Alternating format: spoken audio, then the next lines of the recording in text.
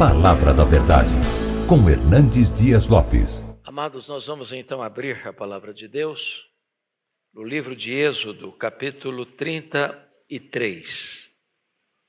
Êxodo, capítulo 33.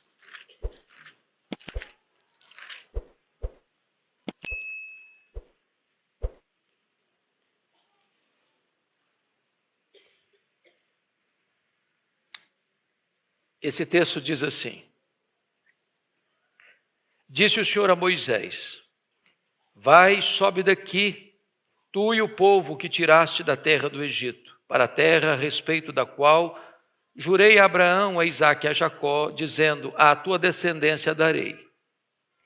Enviarei o anjo adiante de ti, lançarei fora os cananeus, os amorreus, os heteus, os ferezeus, os heveus e os jebuseus. Sobe para uma terra que emana leite e mel. Eu não subirei no meio de ti, porque és povo de dura cerviz, para que te não consuma eu no caminho. Ouvindo o povo estas más notícias, pôs-se a prantear, e nenhum deles vestiu os seus atavios. Porquanto o Senhor tinha dito a Moisés: Dize aos filhos de Israel: És povo de dura cerviz. Se por um momento eu subir no meio de ti, te consumirei.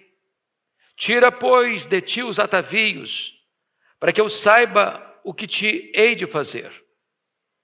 Então os filhos de Israel tiraram de si os seus atavios desde o monte Horebe em diante. Ora, Moisés costumava tomar a tenda e armá-la para si fora, bem longe do arraial. Ele chamava a tenda da congregação. Todo aquele que buscava o Senhor saía à tenda da congregação que estava fora do arraial. Quando Moisés saía para a tenda fora, todo o povo se erguia, cada um em pé, à porta da sua tenda, e olhavam pelas costas até entrar ele na tenda. Uma vez dentro Moisés da tenda, descia a coluna de nuvem e punha-se à porta da tenda. E o Senhor falava com Moisés. Todo o povo via a coluna de nuvem que se detinha à porta da tenda. Todo o povo se levantava e cada um à porta da sua tenda adorava ao Senhor. Falava o Senhor a Moisés face a face, como qualquer fala a seu amigo. E então voltava Moisés para o arraial. Porém, o moço Josué, seu servidor, filho de Num, não se apartava da tenda. Disse Moisés ao Senhor: Tu me dizes, fazes subir este povo, porém, não me deste saber a quem hás de enviar comigo. Contudo disseste: Conheço-te pelo teu nome, também achaste graça aos meus olhos. Agora, pois, se achei graça aos teus olhos, rogo-te que me faça saber neste momento o teu caminho, para que eu te conheça e ache graça aos teus olhos, e considera que esta nação é teu povo. Respondeu-lhe: A minha presença irá contigo, e eu te darei descanso. Então lhe disse Moisés: Se tua presença não vai comigo, não nos faça subir deste lugar. Pois como se há de saber que achamos graça aos teus olhos, eu e o teu povo? Não é porventura em andares conosco de maneira que somos separados, eu e o teu povo, de todos os povos da terra? Disse o Senhor a Moisés: Farei também isto que disseste, porque achaste graça aos meus olhos e eu te conheço pelo teu nome. Então ele disse: Rogo-te que me mostres a tua glória. Respondeu-lhe: Farei passar toda a minha bondade diante de ti, e te proclamarei o nome do Senhor. Terei misericórdia de quem eu tiver misericórdia, e me compadecerei de quem eu me compadecer. E acrescentou: Não me poderás ver a face, porquanto homem nenhum verá minha face e viverá. Disse mais o Senhor: Eis aqui um lugar junto a mim, e tu estarás sobre a penha. Quando passar a minha glória, eu te porei numa fenda da penha, e com a mão te cobrirei até que eu tenha passado. Depois, em tirando eu a mão, tu me verás pelas costas, mas a minha face não se verá. Eu peço que os irmãos leiam comigo, por favor, os versos 14 e 15. É uma só voz, toda a igreja. Versos 14 e 15. Está no telão, todos vamos ver. Respondeu-lhe: a minha presença irá contigo, e eu te darei descanso. Então lhe disse Moisés: se a tua presença não vai comigo, não nos faça subir deste lugar. Amém. A busca pela presença manifesta de Deus. É uma verdade teológica insofismável. Deus está em toda parte. Deus é onipresente. Nas palavras de Abraham Kuyper, não há 1 centímetro deste vasto universo, com bilhões de anos-luz de diâmetro, onde Deus não esteja presente. Mas é uma verdade inconteste também, que Deus não está presente em todo lugar com a sua presença manifesta. O que Moisés está falando aqui não é da presença de Deus no sentido de que Ele está presente em toda parte.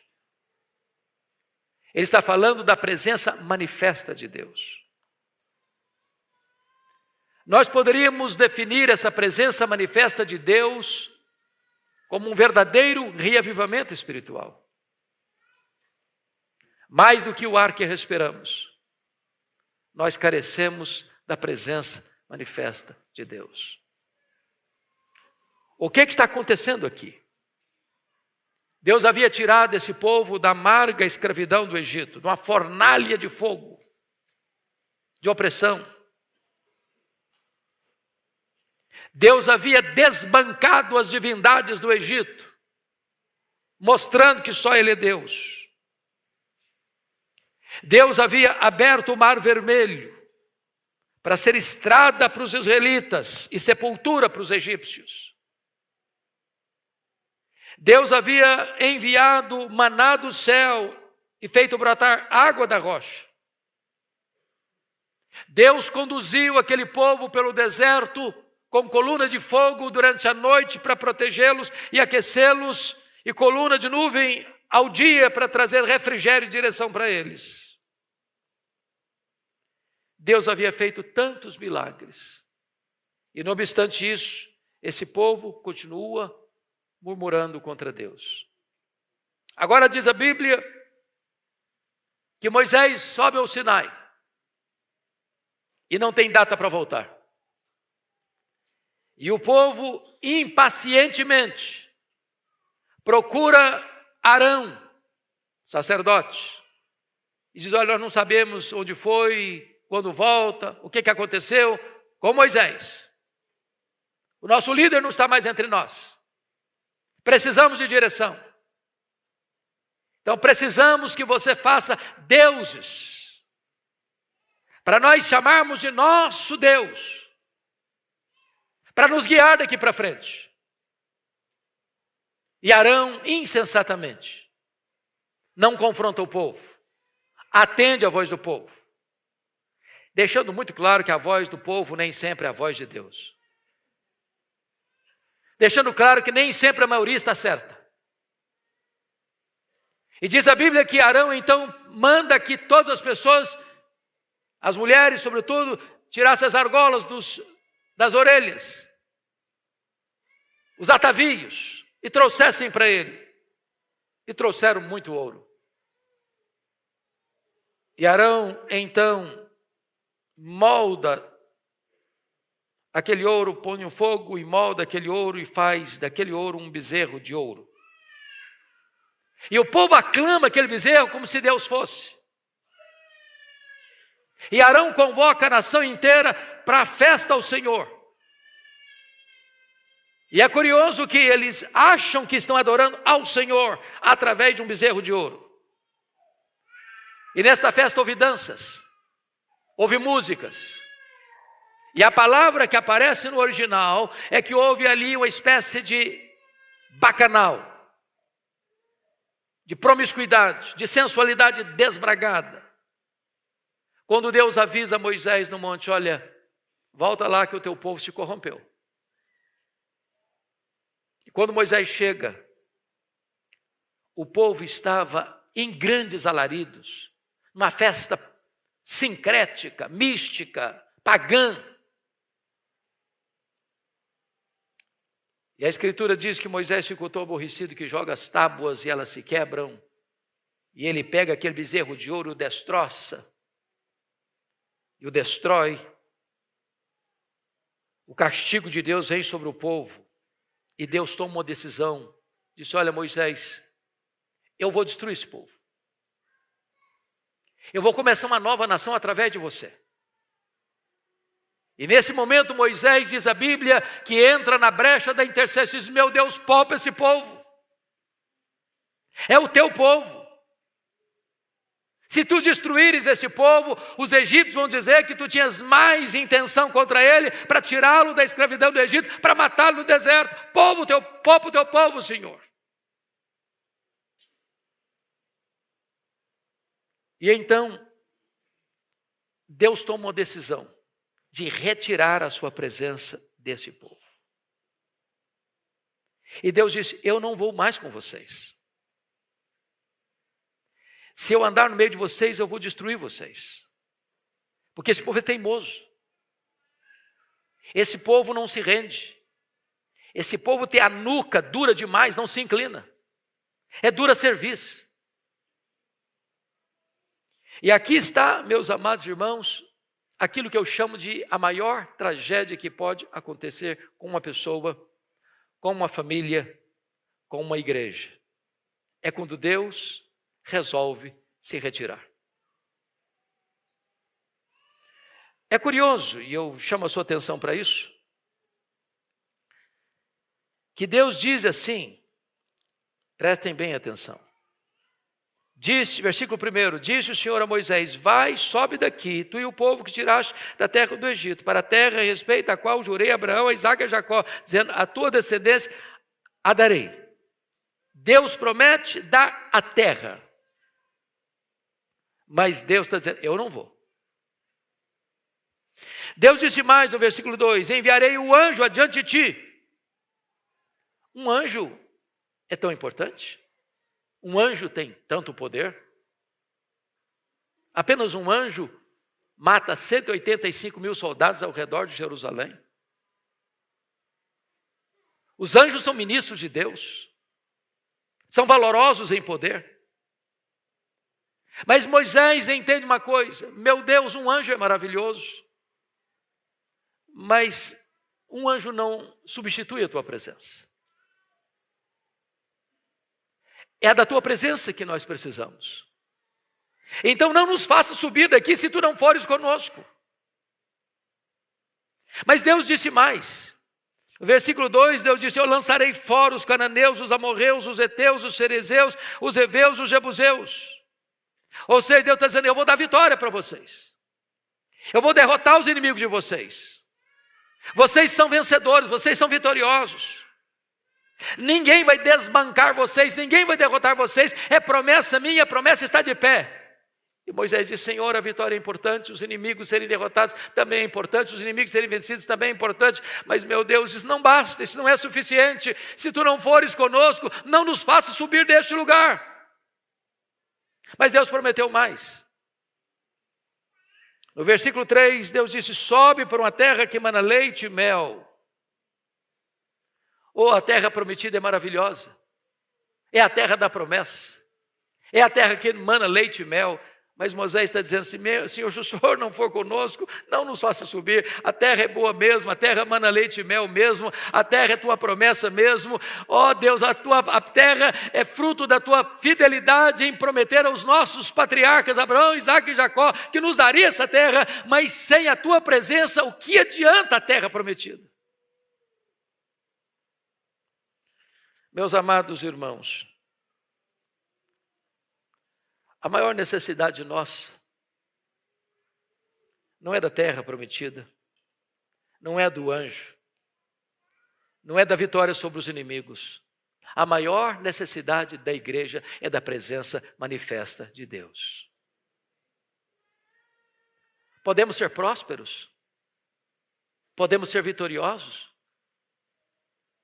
Podemos ter conquistas? Podemos ter milagres? Mas se Deus não for conosco, nada disso vai fazer sentido na nossa vida. Agora, a grande questão nesse texto, irmãos, é por que a presença de Deus foi embora?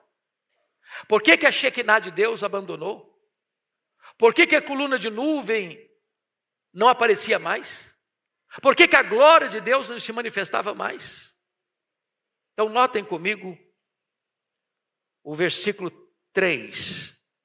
Quando diz, sobe para uma terra que emana leite e mel, eu não subirei no meio de ti, e vem a explicação, porque és povo de dura cerviz, para que eu não te consuma no caminho.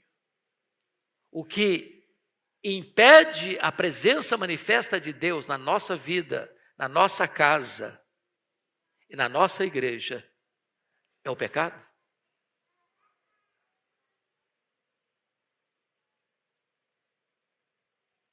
Vocês se lembram de Josué 7? Quando Israel foi fragorosa e vergonhosamente derrotado diante da cidade de Ai. E Josué rasga suas roupas, se prostra no chão. E Deus diz para o povo, ficar de pé, Josué. Há pecado no meio do arraial, e enquanto o pecado não for removido, eu não serei convosco. Enquanto o pecado não for removido, não podereis resistir aos vossos inimigos. A fraqueza do povo de Deus não tem a ver com as suas limitações físicas, ou econômicas, ou estratégicas, militares. Não, a fraqueza do povo de Deus tem a ver com o pecado. É o pecado que nos enfraquece. Porque é o pecado que nos livra da maior bênção, que é a própria presença do abençoador.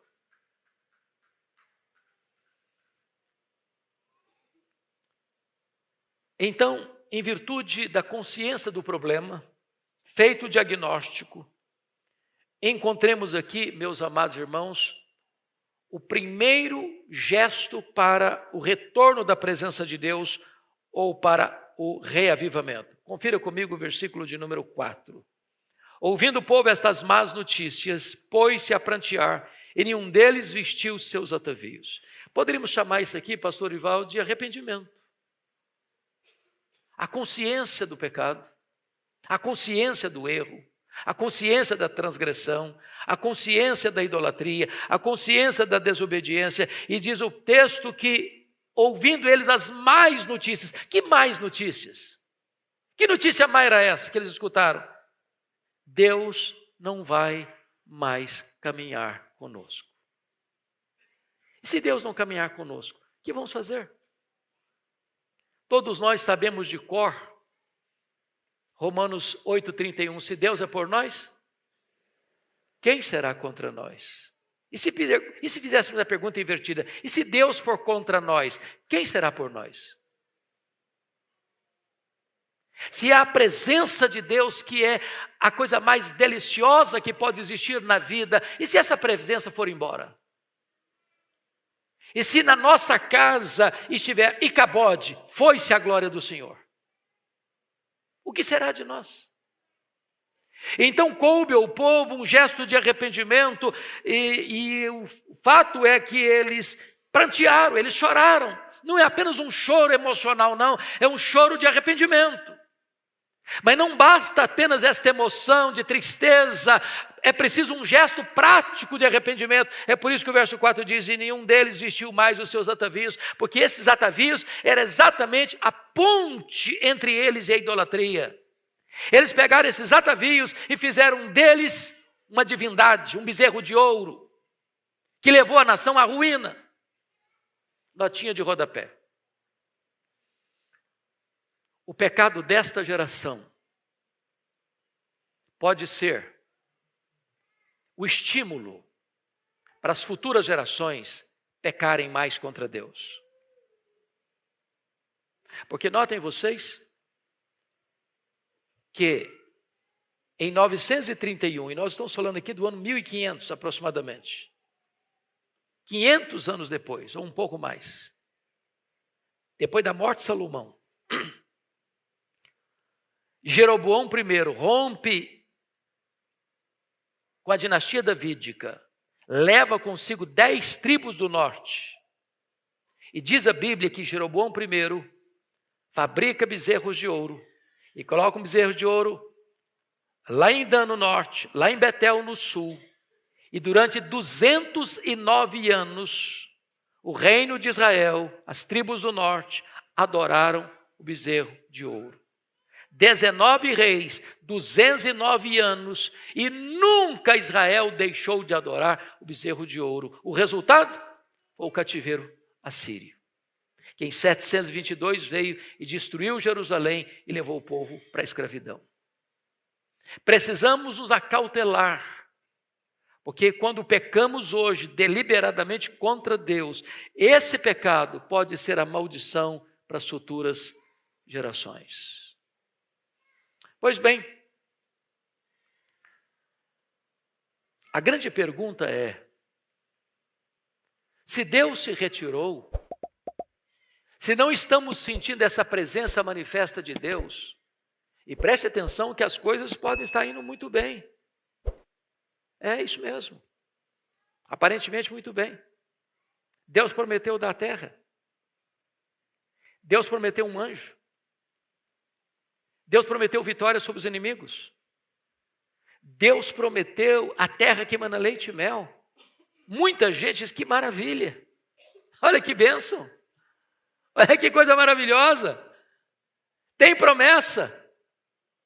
Tem vitória, tem inimigo derrotado, tem anjo, tem terra que emana leite e mel, é tudo o que precisamos.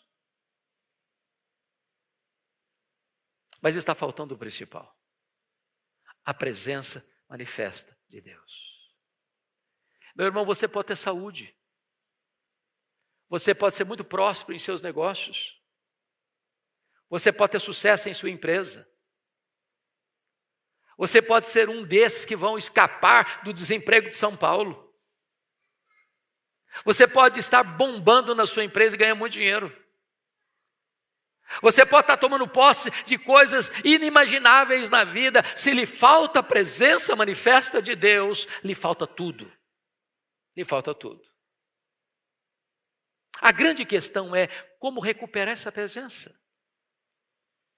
E a Bíblia nos informa, e preste atenção no que está escrito, no versículo 7. Ora, Moisés costumava tomar a tenda e armá-la para si fora, bem longe do arraial. Ele chamava a tenda da congregação. Todo aquele que buscava o Senhor saía à tenda da congregação que estava fora do arraial. Então a primeira coisa que nós encontramos aqui, meus irmãos, é que Moisés sente o fardo do pecado do povo. E ao sentir o fardo do pecado do povo, ele resolve orar para mudar o quadro, para mudar o diagnóstico. E quando eu olho para a história da igreja, meus irmãos, todas as vezes que a igreja entrou numa crise, talvez até de prosperidade financeira, de riqueza, de sucesso, de tanta coisa, de tantas conquistas, mas faltava a presença de Deus, alguém se levanta com esse fardo e começa a orar. Foi assim em Oxford, em 1739, com John Wesley e George Whitefield. Foi assim em 1904, com Evan Roberts, no país de Gales. Foi assim em 1857, com Jeremias Lampier, em Nova York. Foi assim com Zinzendorf, lá na Alemanha, em 1723. Foi assim na Coreia, em 1907.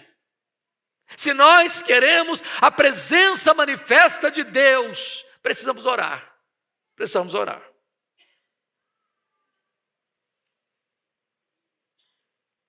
Notem vocês que Moisés não está satisfeito com as promessas de Deus. Ele quer mais, ele quer a presença de Deus. E é por isso que ele arma uma tenda fora do arraial. Por que fora do arraial? Porque o arraial estava contaminado. poluído, maculado pelo pecado. E quando ele arma a tenda fora do arraial, ele quer dizer consagração. Agora, note uma coisa, ele vai sem alarde. Ele não usa um megafone para dizer, olha, está na hora de todo mundo orar, está na hora de todo mundo vir para a tenda da congregação. Não, ele vai. Ele vai. Ele vai só. Vai sem alarde, vai sem propaganda, vai sem holofote, vai sem palco, vai sem luzes da ribalta. Todo aquele que buscava o Senhor ia para lá orar com ele. Agora, note uma coisa. Não espere que toda a congregação veja o exemplo da liderança e siga a liderança. Não espere. Aliás, note vocês, os avivamentos começaram com uma pessoa. De repente alguém vai. Alguém se aproxima. Eu tive, pastor Ival, presbítero de Cera, uma experiência muito marcante quando eu estava no seminário, no 4º ano. Eu me considerava um aluno muito aplicado. Tirava excelentes notas. Era estudioso até porque eu não tinha nenhuma habilidade para esporte, então não adiantava ir lá para o campo, porque ninguém me escolhia mesmo, era reserva dos pernetas. Falou, então vou estudar, o jeito é estudar. Até que eu vou pregar em Franca. E uma jovem, numa reunião da mocidade, me fez uma pergunta que eu nunca esperava que alguém fosse me fazer. Ela disse, bom, você é seminarista e tal, mas como é que está a sua vida com Deus? Eu não esperava jamais que alguém me fizesse essa pergunta. E eu disse para ela, olha, na verdade, eu acho que está bem, mas eu acho que eu não tenho buscado a Deus como eu precisaria buscar. E lá no seminário, naquela época, tinha uma sala de oração. Tinha uns móveis velhos lá, uns sofás bem antigos. E eu tomei a decisão de ir sozinho para lá orar. Todo dia. Gastava ali 1 hora orando. Lia a Bíblia, ajoelhava e orava. Sozinho, sem falar nada para ninguém. Daqui a pouquinho, um colega me viu e foi comigo. Depois outro colega viu e foi comigo. Outro colega viu e foi comigo. Daqui a pouquinho aquela sala estava cheia. Daqui a pouquinho, um colega que nunca tinha entrado no meu quarto, batia a porta, falou, posso falar com você? Abriu o coração e chorava e orávamos juntos. E Deus foi derramando a sua graça de uma maneira tão linda. Porque às vezes nós temos uma vida comum, tocamos a vida, está tudo bem, saúde, prosperidade, família bem, os negócios bem, a igreja bem. E está bem. Tem terra, tem anjo, tem promessa, tem vitória. E às vezes deixamos de entender que a maior necessidade de nós é da presença manifesta de Deus. Agora, quando Deus vê Moisés na tenda, buscando a presença dele, diz que a coluna de nuvem estava lá. A presença de Deus voltou. Voltou onde? Onde havia gente buscando a face de Deus, querendo Deus. Gente que queria mais do que as bênçãos de Deus, gente que queria Deus. E diz o texto que as pessoas ficavam na porta da sua tenda, olhando Moisés. Elas não iam, mas olhavam, elas viam. E viam a presença de Deus aparecer, a presença de Deus presente, a Shekinah de Deus descendo, a nuvem da glória pousando sobre a tenda. E essa experiência levou todo o povo a adorar a Deus na porta da sua tenda, lá dentro da sua tenda. Meus amados, esta igreja tem pregado, esta igreja tem feito conferências, esta igreja tem tido reuniões de oração nas madrugadas, esta igreja tem feito vigílias de oração, e esta igreja demonstra uma coisa, nós estamos felizes do que Deus está fazendo, nós estamos gratos a Deus pelo crescimento da igreja, pela expansão missionária, pelas igrejas plantadas, pelos templos construídos, pelos missionários enviados. Nós estamos felizes de receber pessoas e mais pessoas aqui, mês após mês, ano após ano, mas nós queremos mais. Nós queremos a presença manifesta de Deus neste lugar. Queremos mais. Agora notem.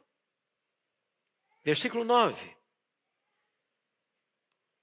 Uma vez dentro Moisés da tenda, descia a coluna de nuvem e punha-se à porta da tenda, e o Senhor falava com Moisés. E diz a Bíblia que todo o povo se levantava, e cada um à porta da sua tenda adorava o Senhor. E diz a Bíblia que ali falava o Senhor a Moisés face a face. Face a face. Intimidade com Deus. A presença manifesta de Deus, irmãos, é alguma coisa que não pode ser descrita em palavras. É preciso ser vivida. É quando a pessoa entrar pelas portas desse templo, elas vão notar. É como se você pudesse apalpar Deus com as suas mãos. A presença dele invade o ambiente. A glória dele enche a casa. É impossível entrar sem ser impactado por essa presença. É isso que ansiamos, é isso que desejamos, é isso que necessitamos. Agora vejam vocês ainda, por favor. Versículo 11. Que diz que Moisés, então, depois de Deus falar com ele face a face, voltava para o arraial para falar com o povo. A tenda está fora do arraial. Ele voltava lá para o arraial para falar com o povo. Mas diz o texto que o moço Josué, seu servidor, filho de Num, não se apartava da tenda. O que ele está querendo dizer com isso? Deus tem mais. E nós não vamos perder nada daquilo que Deus tem para nós. Fica aqui, Josué, porque Deus já se manifestou, a glória já chegou, a Shekinah já desceu, a coluna de nuvem está sobre a tenda, e eu vou lá falar com o povo, mas fica aqui, porque Deus tem mais para nós, e nós queremos tudo quanto Deus tem para nós. Nós não queremos nada que não seja de Deus, mas tudo quanto Deus tem, nós queremos. Deus tem mais, Deus tem infinitamente mais para o seu povo.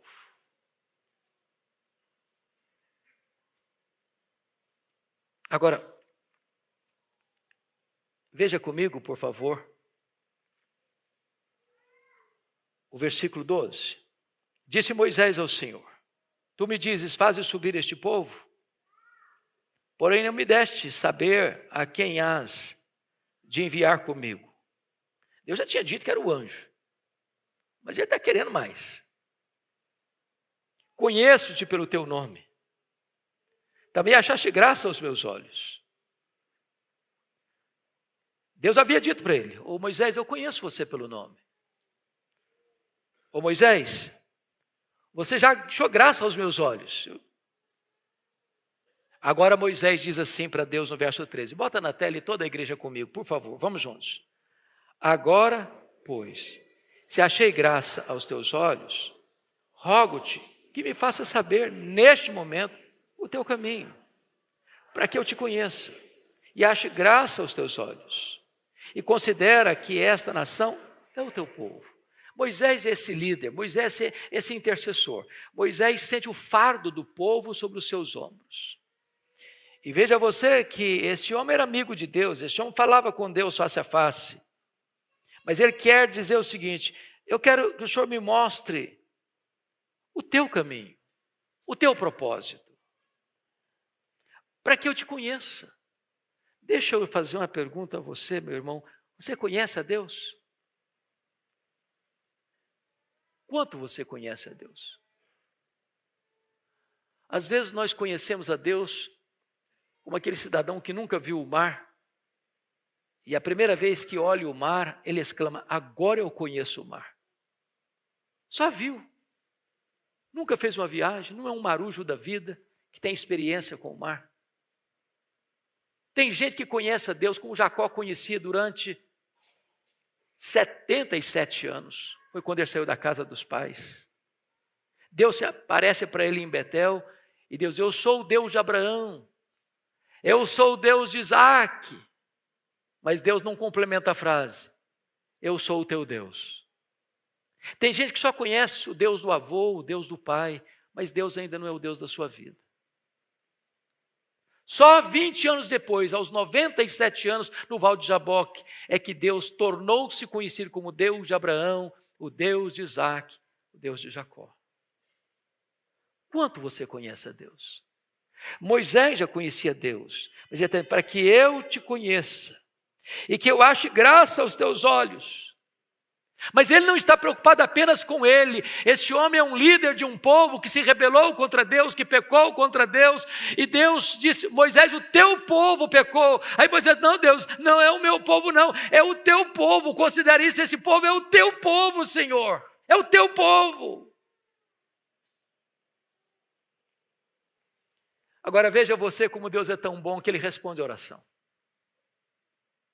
E o verso 14 na tela para todos nós lermos com a voz bem clara. Vamos juntos? Respondeu-lhe, a minha presença irá contigo e eu te darei descanso. Duas coisas importantes, Deus conosco. E quando Deus caminha conosco, quando a presença manifesta de Deus está do nosso lado, o que você e eu vamos encontrar é descanso. É descanso. Tem luta? Tem, mas tem descanso. Tem inimigo? Tem inimigo, mas tem descanso. Tem prova? Tem vale? Tem prova e tem vale, mas tem descanso. Esse descanso não é o descanso que você encontra numa noite de sono e nem nos calmantes da vida. Esse descanso é o descanso da presença de Deus com você. Eu te darei descanso, Moisés. Então, Moisés, no verso 15 diz, todos nós, o verso 15. Então, lhe disse Moisés, se a tua presença não vai comigo, não nos faça subir deste lugar.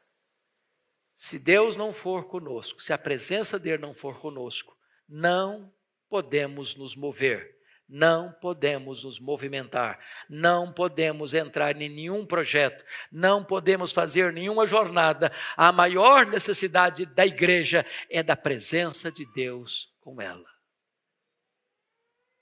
Mas Moisés é um homem que tem tanto desejo de Deus que vai por etapas. Deus, é a tua presença, Senhor. Depois que Deus garantiu que eu vou com você, ele diz, agora Deus, faz o seguinte, mostra-me a tua glória. Eu quero mais, eu anseio mais, tem mais. E tudo que o Senhor tem, eu quero. Você tem ansiado pela glória de Deus? Você deseja a glória de Deus? Você deseja contemplar a Deus no seu fulgor, na sua beleza, na sua majestade? Deus, olha, Moisés, eu não vou mostrar minha glória não, porque ninguém pode ver minha face e continuar vivo. Mas eu vou mostrar para você a minha bondade. E Deus colocou numa fenda, e Deus passou, e Deus cobriu com a mão. Numa linguagem antropomórfica, ele viu Deus pelas costas, porque não podia ver a sua face. Mas hoje você e eu podemos ver a face de Deus. Porque você vê a face de Deus na face de Cristo. E você olha para Jesus. E você vê Deus em Jesus. Ele é a exata expressão do ser de Deus. Ele é o resplendor da glória. Ele e nele habitou corporalmente toda a plenitude da divindade. Quando você vê Jesus, você vê Deus na sua glória. Diz a Bíblia que o Verbo se fez carne e habitou entre nós, cheio de graça e de verdade, e vimos a sua glória, glória como do unigênito do Pai. E hoje, amados, nós estamos aqui, desejosos mais do que nunca dessa presença manifesta de Deus. Estamos indo para Canaã, não a Canaã celeste, a Canaã celestial. Essa é a verdadeira terra que emana leite e mel. Aqui tem inimigos. Aqui tem perigos, mas se Deus for conosco, nós caminharemos vitoriosamente. E a promessa de Deus é essa, Ele vai segurar você pela sua mão direita, vai guiar você com o seu conselho eterno e vai receber você na glória. Lá é o nosso destino e é para lá que caminhamos e precisamos da presença manifesta de Deus. Quem anseia essa presença manifesta de Deus na sua vida?